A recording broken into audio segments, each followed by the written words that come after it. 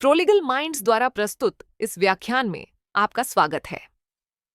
आज हम चर्चा करेंगे प्रसारण पुनरुत्पादन अधिकारों के बारे में, जो बौद्धिक संपदा अधिकारों का एक महत्वपूर्ण हिस्सा हैं। यह अधिकार प्रसारण संगठनों को उनके प्रसारण संकेतों पर नियंत्रण प्रदान करता है, जिससे वे पुनः प्रसारण, रिकॉर्डिंग या पुनरुत्पादन को अनुमति दे सकते हैं या रोक सकते हैं। परिभाषा और दायरा। प्रसारण पुनरुत्पादन अधिकार प्रसारण संकेत को सुरक्षा प्रदान करते हैं, जो कि प्रसारण की सामग्री से अलग होते हैं।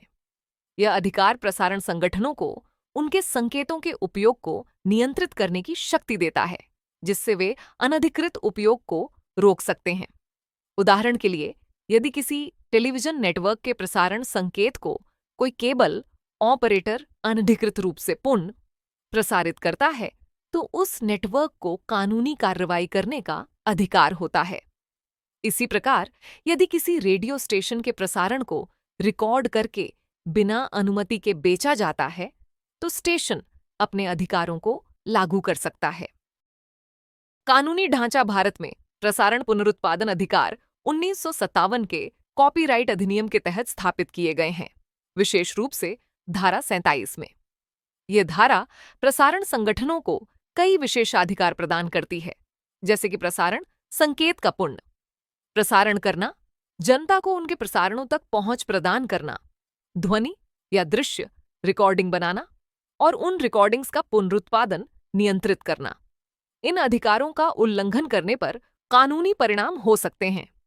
ये अधिकार प्रसारण के वर्ष से 25 वर्षों तक संरक्षित रहते हैं, जो प्रसारण संगठनों को उनके कंटेंट को सुरक्षित रखने के लिए पर्याप्त समय प्रदान करता है।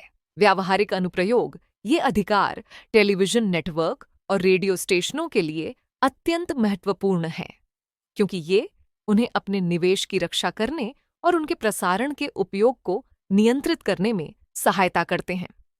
अनधिकृत उपयोग को रोककर प्रसारण संगठन अपने राजस्व धाराओं और बाजार की अखंडता को बनाए रख सकते हैं। आइए कुछ उदाहरण देखें।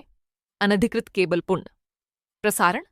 मान लें कि एक टेलीविजन नेटवर्क को पता चलता है कि एक केबल ऑपरेटर उसकी सामग्री को अनधिकृत रूप से पुनः प्रसारित कर रहा है। नेटवर्क अपने अधिकारों को लागू कर इस अवैध गतिविधि को रोक सकता है। अनधिकृत रिकॉर्डिंग और वितरण।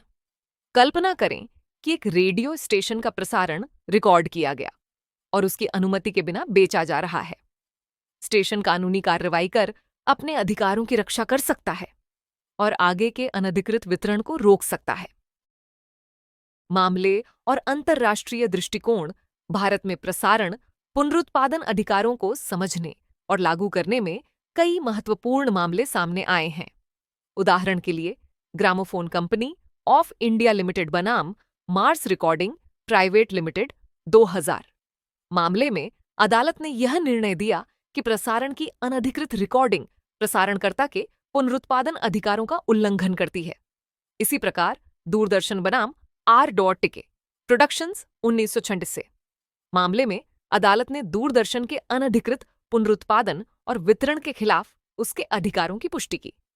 अंतर्राष्ट्रीय स्तर पर प्रसारण पुनरुत्पादन अधिकारों को रोम सम्मेलन 1961, ट्रिप्स समझौता 1976 और WIPO प्रदर्शन और फोनोग्राम संधि WPPT 1946 जैसी संधियों के तहत मान्यता प्राप्त है।